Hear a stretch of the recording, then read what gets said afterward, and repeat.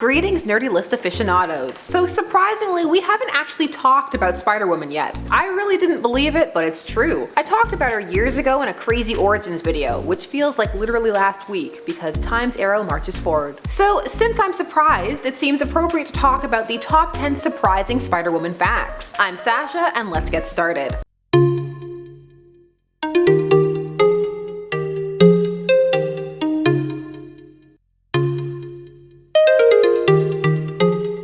Number 10. There was a SpiderWoman animated TV series, which briefly aired from 1979 to 1980. It consisted of 16 episodes, and almost no one remembers it. In fact, people often mix it up with a series called webwoman, which had launched a year prior. It did not have a similar premise at all, a lot more space travel. This just never took off, and if one watches the animation, it seems closer to its 1960s counterpart than to what could have potentially been achieved in that era. But low-budget animation is low-budget animation. Also, this was a fast turnaround. The character had only debuted a year earlier. The series also varied significantly from the comics at that time, with different supporting characters and the dark themes gone, with her origin slightly tweaked to get rid of that pesky radiation poisoning. She's not dying. You're dying. Of course, that was retconned away later anyway. If you are curious and want to check it out, all I will say is it's just a simple, quick Google search away. Number 9. She was designed so Marvel could hold on to the rights to the name, as a Filmation proposal for the Tarzan/Batman Adventure Hour had pitched the character. Also yes, Tarzan/Batman Adventure Hour. Think about it. Some superheroes have epic origins filled with pathos, and others are quickly brought into being because you're afraid a rival company is going to take the name. In 1978, Stan Lee stated,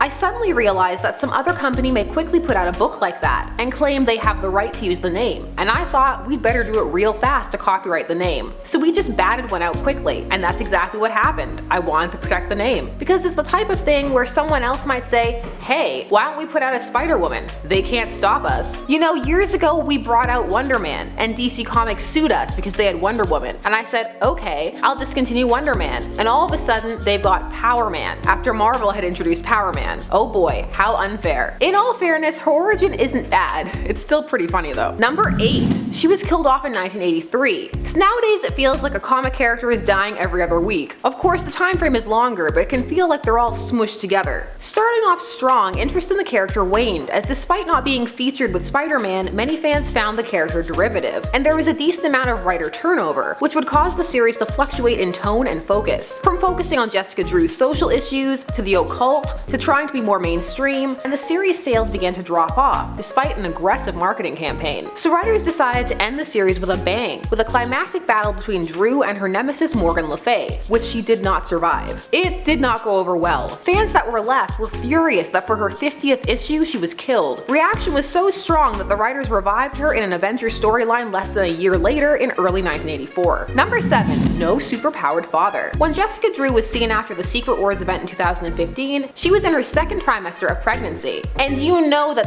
launched a whole bunch of speculation as to who was the father. Which superhero could claim the honor? Well, it turned out none of them. After her last relationship failed, Jessica decided that she wanted to be a mother no matter what, and so she went to a sperm bank. There you go, mystery solved. Well, I mean, for those who read the comic, it wasn't a mystery at all, but still, potentially surprising. Number 6. There's more than one. Like many characters, there have been multiple characters graced with the name. Also of late, it has become a bit of a catch-all for female spider characters, so you will sometimes find Spider-Gwen or Silk referred to as SpiderWoman. Jessica Drew was the first woman to hold the title, and the one who has held it consistently. However, some other women have used the name, including Julia Carpenter, Maddie Franklin, Frank, who is impersonating Jessica Drew, and Charlotte Witter, who is a supervillain. Just making sure they use it as much as possible. Them and no one else. They worked hard to get the rights to this name. Number 5. She is featured as a live-action rendition. You just probably never saw it, and one kinda doesn't count. She was briefly seen in the TV series Once a Hero, which aired in 1987, that had 7 episodes and 4 were unaired. So not exactly a success story. The series was about a superhero who crosses over into the real world after the comic realm becomes too repetitious and attempts to become a real-world superhero. SpiderWoman Spider-Woman can be seen in a crowd shot cheering the lead on when he returns to real Earth. The second appearance was for a Saturday Night Live sketch called Superhero Party. Number 4. She exudes pheromones. This has been worked into the character since her inception, but the execution has changed. At first, people found Jessica Drew abrasive, which of course gave her low self-esteem and made her question herself. She would later learn it was because she exuded a pheromone that would cause people to fear her. However, over time she developed a more Poison Ivy style repertoire, with her pheromones attracting men and repelling women. This would shift again later to her being able to control her pheromones to appeal or attract as she so chose. Pheromones, a comic staple. Don't think about it too hard or it gets into dicey territory. Number 3. She has an extended lifespan. Her powers and the regenerative abilities they grant have expanded her lifespan and slowed her aging. This comes into play sometimes, but not often. Hey, it's got potential for a really angsty plot.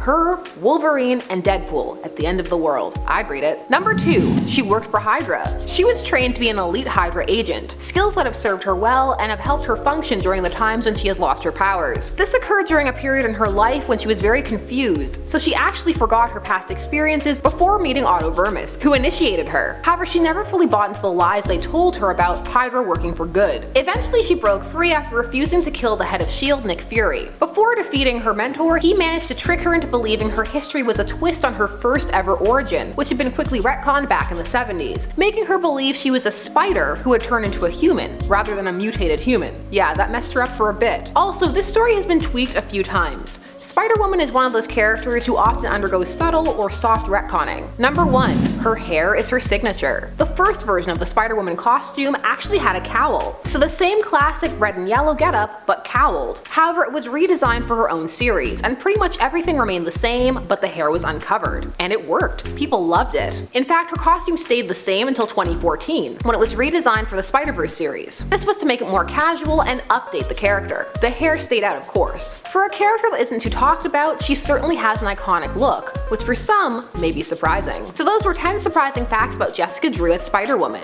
Were you surprised, or are you a level 10 nerd who knew all of this already? Thank you so much for watching Top 10 Nerd. Please, if you haven't already, like, share, comment, and of course subscribe. Check out some of our other videos and our playlist. We have lists upon lists for all of you nerdy list lovers. We will of course see you again soon here on Top 10 Nerd. Bye!